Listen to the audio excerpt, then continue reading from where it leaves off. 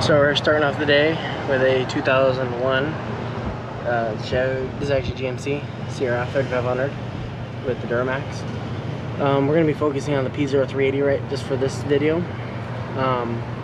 So the first thing that I like to do, obviously we're under the hood right now with the scan tool.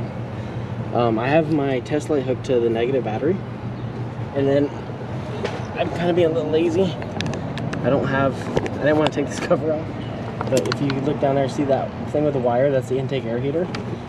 I'm going to check that first. The relays are real common to go bad on these, so you got to make sure. I'm going to check it, but you have to make sure you don't short it out. So I have it sitting on the nut, because if you have it touch the edge, it'll short out and it'll spark if it works. So we're going to go to functional tests. The functional tests. Intake air heater. We just want to make sure it lights up, that it can pass current, because there's a little relay that goes bad. With the P0380, it's a very generic code.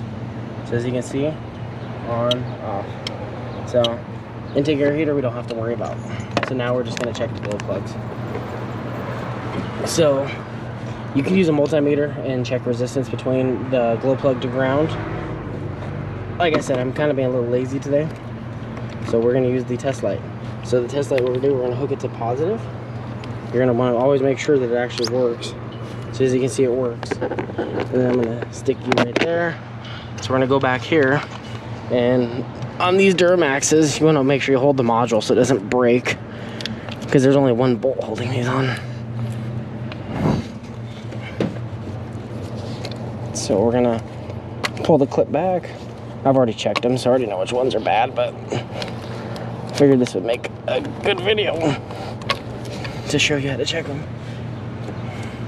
Since this truck, it's an LB7, it doesn't have any logic in the module, it just throws a generic P0380. That P0380 could mean that this module's bad. I'm pretty sure it could mean that there's no power getting to it, or you could have a singular bad glow plug, or something wrong with the intake air heater. But as you can see, there's 4 big wires, and then you have 4 little wires, then you have 4 big wires. The big ones are going to be the glow plugs. So we're just going to take it and check. We just want to make sure the test light lights up. So that one's good, good, good, good, good, nothing, nothing, good. I've already checked it. This red, it leads to the passenger side, and the customer wants to change all 4. So we're going to go ahead and recommend all of them on the passenger side. Now, it sucks about these, the weather pack.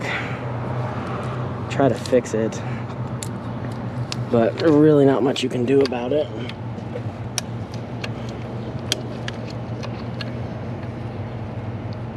Kind of sucks. Just try to get it in a good position. So I'm gonna go ahead and make a recommendation for at least those 2 glow plugs. It's gonna be the 2 middle ones, so that'd be on that side. It'd be 3 and 5. So we're gonna recommend 3 and 5, but the customer's gonna want to change all of them, so we're cool with that. The intake, we verified the intake air heater works, so we're good with that.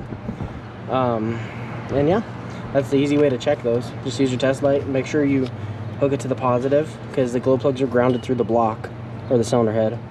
You're just basically checking continuity through them. As long as it lights up bright, you should be good. You can always use a multimeter and check the resistance and make sure that they're low. Generally 2-3 ohms, that's where I usually see them. Mostly on the Fords. These trucks, I'm not really sure on the LB7, but you generally want them, I'd say, under 5. But if you say you have most of them read 2 and one read 5, the 5 is going to get a bad one if you are getting codes. But yeah, that's it for now. The one thing that I wanted to add before I end the video is you always want to make sure, just because you're checking up at the glow plug control module, and say you have no resistance with one of the glow plugs, you always want to check it at the glow plug, because you could say have, you know, cut wire, could be unplugged or unhooked. You always want to check it down at the actual glow plug itself. Always check it. Make sure, like I said, I've already checked it. I have no resistance on the actual physical glow plug posts down at the bottom. And you just check them right there, and if there's it doesn't light up the test light, then you know it's a glow plug's bad. Just to update.